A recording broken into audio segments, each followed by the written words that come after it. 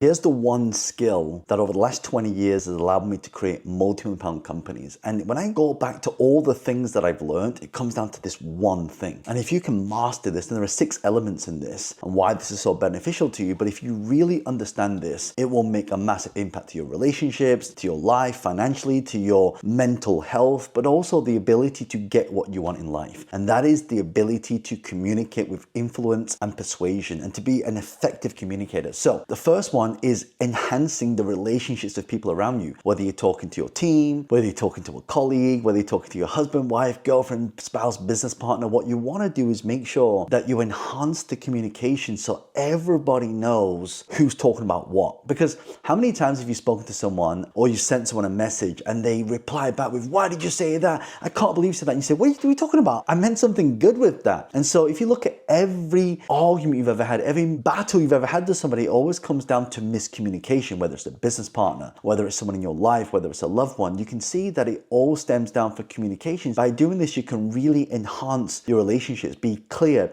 be concise. And sometimes you got to be blunt and be direct. Now you can be direct and be fair, you can be direct and be firm, or you can be direct and be nice. Some people think, "God, John, if you just direct with people all the time, doesn't that mean that people don't like you or people are scared of you?" It doesn't matter about that. What matters is you tell people what you want and then you explain the context behind it. This is one of the most powerful reasons why you need to get really good at this, because you'll stop all that miscommunication. You're going to reduce a lot of the arguments you have, and you're going to really understand all the misunderstandings that have happened in your life come from this. The second one is career advancement. You know, they say that the people who can communicate clearly, concisely, they get promoted into leadership roles. Hey, maybe one day you'll be a CEO of a company. And this is the key to this is when you have those skills of communicating, it's the leadership skills to really propel that vision to people who don't see your point of view, but you're able to articulate, you're able to negotiate in such a way, you're able to tell a story in a certain way that gets that person to really understand what you're really trying to say. I see this a lot. For example, let's say you're working in the creative industry. I remember working in the film industry and I had this idea for a shot. And I said, well, if we can just get this character to do this, then we won't have to do all of this. And they were like, "Oh my God." And they were like, "Oh, can we put this here, put that there, and put all these little things?" And a lot of the times people are thinking in a lot of different processes, when sometimes we want to think in just one kind of action. Also, it plays good for your brain as well. So when you wake up in the morning, do you want to go to the gym? Yeah, I'm going to the gym. Instead of saying, "Oh, I want to go to the gym, I'm going to find my training." Like when you communicate to yourself as well, it also makes a massive impact, because how you communicate to yourself, "I can do this, I can't do this, maybe this is risky, maybe this is not risky, or this is easy, this is hard." Whenever we can, again, articulate to ourselves how things work and how we communicate and become a leader to ourselves, it allows us to really enhance our career. So if you want to get promoted a lot, get really good at communication, get really concise with your communication, get to the point of when you're speaking to your team members of what you want, and also be direct. The third one is effective leadership. What do I mean by this? How many times have you given someone feedback, and when you've given the feedback, that person feels like, "Oh, I feel a little bit offended"? Effective leadership is giving constructive feedback. Easiest way to do this, by the way, and this is one thing I found, is like you tell people, "Here's what I liked and here's what I think could be improved." Whereas if you say, "Oh, you did that wrong and stop doing that and I can't believe you did that wrong." So let's say, for example, I'm speaking to my marketing team. One of my team has put ad up and it's not performing. And I look at that and say, "Oh, that's rubbish. I can't, why did you do that? It's horrible. Like, this is so obvious that that's not a good way to give feedback." So when you look at this, there's 2 ways to do this. One, you can say, "What you've written here, I really like this. I think this is really powerful. And not but, what I think could make it even better would be this. What do you think?" So that's one way you can give the feedback. If you look at a CEO, really the CEO is not a chief executive officer. They are a chief people officer. It's all about managing people. And that's actually one of the hardest things for those of you, if you want to get a business, if you want to scale your company up, you're going to get so good at this, because it's the effective communication and leadership and how you talk and how you're able to frame things that's very, very important. Number 4, this is the most important one, is actually making sure that you can solve problems faster. A lot of you, if you're in a meeting, everyone's talking about, "Oh, we should do this, you should do this, or this is the problem," and they keep talking about the problem. As a clear communicator, you can actually listen to what people are really saying. Let's say you have a sales team. "Oh, these leads are not good. Every time I call them, they're not converting." And then what you may want to rephrase from that is, "What I hear you saying is you think these leads are of low quality. Am I correct in saying that?" They say, "Well, yeah. So how do you think we should increase the quality of these leads?" When you're able to articulate and you're able to problem solve, you can get to the problem quicker, which means you can get to the solution faster. Why? Because you're now able to articulate articulate to that person what they're really thinking. Sometimes what people think and what really the problem is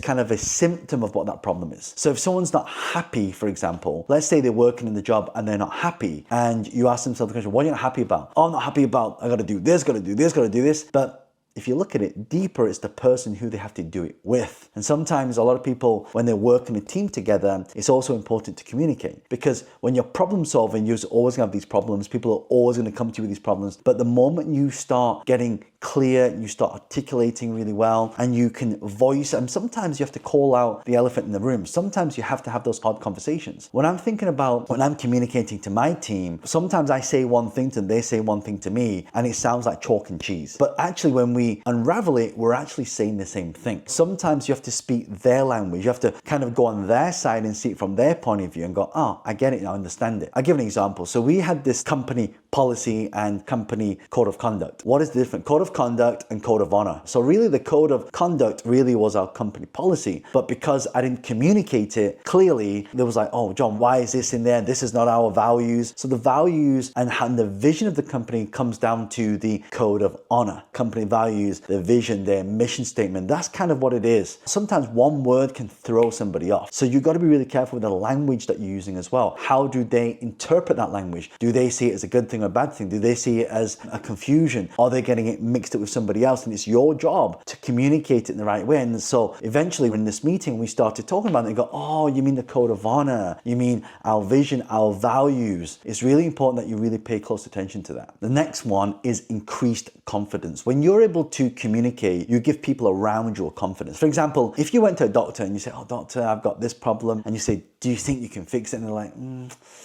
I can try. It doesn't instill confidence. But if you are a clear communicator and you know exactly what you need to do and you can communicate it, and someone says to you, so I've got this issue, like, do you think you can solve it? You say, absolutely. I've done this so many times. It's so easy to do. So you instill the confidence. When you are around people, sometimes what you say, sometimes it's how you say it. So if someone says to you, do you think you can get that job done? You say, yeah, I think I could. Versus, hey, do you think you can get that done? Yep. It's done. You can also listen to the inflections in the voice as well. Let's say you're negotiating a deal. I say, hey, by the way, based on this deal, I'm going to give you this percentage and you're going to get this percentage. And then what you want to do is throw a test close, kind of like, so how do you feel about that? And they're going to say, yeah, I guess so. That really means they don't want to do the deal. As a communicator, it's also to recognize inflections. When you can hear it and when you can sense it and you articulate it back to them, you're really speaking how they feel. So you might say, look, based on that response, it sounds like there's something that is probably you're not okay with. I would love to make this fair. How can we make this fair? Well, John, if I could just get an extra 2 or 3% on top of that, that would be great. So if we could do that, would you feel happy? Yes, great, let's do it. These are some of the things that you want to think about when it comes to increased confidence, is your confidence in articulating, but also the confidence to be able to speak about how that person feels. Now, a lot of my team that I have are actually women. For me, I find that women understand this a little bit better than men. Now, not to be sexist, but in the 20 years I've been in business, I've seen that in a lot of men, it's kind of like just one way, like bang, bang, do it my way or no way. But sometimes you do have to be a little bit flexible. You've got to get to a point where that person really understands. They're communicating visually to you, are they communicating auditory for you, or they're communicating with kinesthetic? Do they have to feel that whatever you do will make that thing right? And this is why I think it's so powerful for all of you right now when it comes to communication and leadership skills. And by the way, I'm still working on this stuff. You know, over 20 years of doing this, I'm still working on it. So there's always room for improvement. New level, new devil, as they say. So we always need to keep improving. The last one, this is again, one of the most important ones. By the way, if you know somebody who could use communication skills, they want to learn how to articulate themselves better, they have a fear of public speaking, or they're not good in meetings, forward this video to them because it really help them. And by the way, if you like this video, and make sure you subscribe to the channel because I'm uploading more new content on this stuff as well. So the last one is becoming a clear communicator means that you have influence and you have persuasion skills. This is so important, especially if you're in sales. If you're watching this right now, you got to get really, really good at this. And again, I'll give you an example. If I want you to think a certain way, the easiest way to do that is to ask a question. How do you feel today? I feel great. Brilliant. Now you're feeling good. Right? How do you feel today? Oh God, I can't feel bad because of this person. Now, again, you start to feel the moment. So you can control the perception by, first of all, just asking a question. So if you're in sales and someone gives you an objection, oh, it costs too much. What leads you to believe that? Oh, well, because this thing is so much more expensive compared to this. Or what you're saying is this property in central London is more expensive than this property that's outside of London. Well, I completely agree with you, because properties in central London are more expensive, and therefore when you're paying for a property, you then have higher chance of rental, higher chance of appreciation, whereas if you buy this other one, it's different. Whenever we're looking at sales and influence and persuasion, when you are saying it to somebody, they have to choose whether you're believing or not. Whereas if you do it the other way around, if I say to you, so what do you think about that? When it comes out of your mouth, then you are the person. So that's why if you can rephrase a question or an objection into a question, so you might say, do you think buying a property in London would have more appreciation, more rental than the property outside? What do you think? Well, yeah, I agree with that. So you can turn it into a yes or a no. You can get their opinion. And so what happens, you start swaying and swaying and swaying and swaying and swaying until then you get your point of view. So this is why becoming effective at communication, influence, persuasion, communication, articulation, concise, direct, these are all things that if you want to earn more money in your business, if you want to become more effective, if you want to become more confident, actually, this is what you want to work on. Sometimes you do have to call out the hard conversations. Sometimes you might pad it a little bit. You might say, look, I've been meaning to have a conversation with you. You may or may not like this, but I have to say this to you. Would it be okay if I share my opinion of the current situation that's happening right now? Sure. Here's how I feel. When you say this is how it lands for me. I don't know if you feel that that lands for me, but when you say it like that, it lands for me like this. You have to articulate to that person that actually, by doing this, you'll basically be able to say to them, this is how you feel. And here's the thing, when people know how you feel about something, and when you can